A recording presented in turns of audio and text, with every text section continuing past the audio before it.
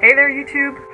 I thought I'd make the most of the last few sunny days of the year and film outside. If you're a frequenter of bookstores, I'm sure you'll have seen a copy of this book in every best-selling nonfiction section. 21 Lessons for the 21st Century by Yuval Noah Harari, famous for Sapiens, A History of Humanity, and Homo Deus, A Conjecture on Our Future. 21 Lessons for the 21st Century is very much about now. What are the big issues and topics of today? Confession time. I had not read either Sapiens or Homo Deus before picking up this book, but a friend at work really recommended the author, and then I saw it everywhere, and the world is kind of going to shit, so I thought, why the hell not? I have mixed feelings, by the way, about the idea that the world is going entirely to shit. On the one hand, you cannot deny that there's some truly awful, scary as hell things going on at the moment, between the recent climate change report, the murder of a journalist by the Saudi officials in Turkish consulate, what the fuck? The suffering of Yemeni civilians in a proxy war that has nothing to do with them, the likelihood of an impending new financial crisis, basically a lot of messed up shit. On the other hand, humans have never lived so long and have never been less likely to die a violent death. And as Harari himself points out in the book, despite the feeling that everything's like fragmenting and borders are going up, we still cooperate far more as a species than we ever did in the past. But I'm off topic. This book started as a collection of essays, and you can kind of tell, covers a really wide range of topics but doesn't ever really give answers.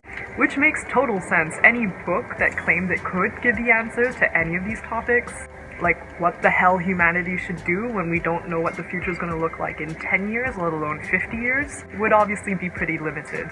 But it does try to start a discussion.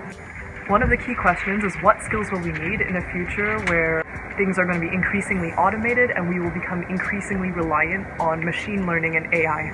I don't want to be one of those techno-fear people who are like, oh no, technology is going to ruin everything, let's go back to the good old days of dial-up internet and landlines, but it's something worth considering. I think one of my main fears when I read books like this or articles about robots and artificial intelligence is how we are regressing as a species in our ability to relate to other people.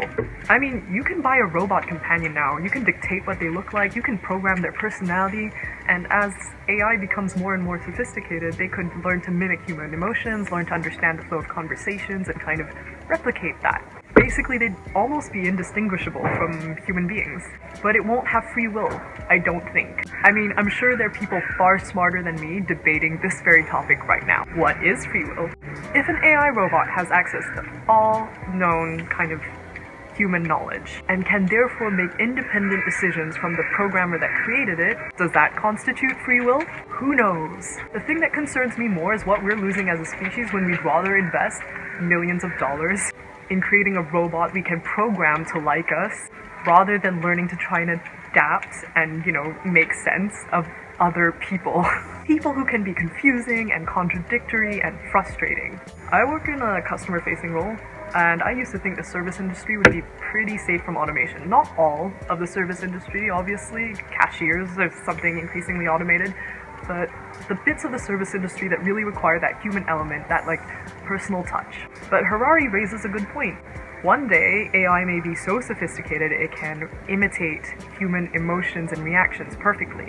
And if you can program a robot to imitate human happiness or concern, then it can almost certainly perform the emotional labor of customer service better than a fallible human can with, its moods and shitty days and stuff. So what do we do as a species to stop from becoming entirely irrelevant? And the answer is, other than being consistently and willingly adapting to change, because that is the only constant, nobody knows. Not me, not him, no one knows.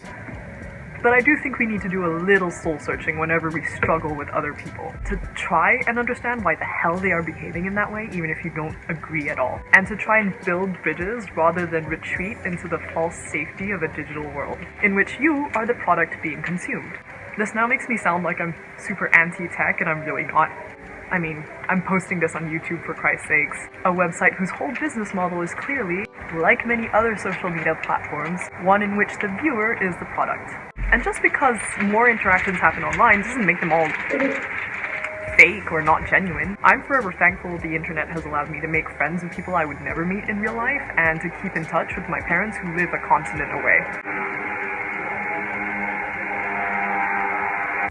But technology has also created the illusion of connection while putting in some distance. And I think that's something to be conscious of. So what about you? Do you have techno fear or techno joy? Have you read the book? What do you think? Thoughts in the comments below. See ya!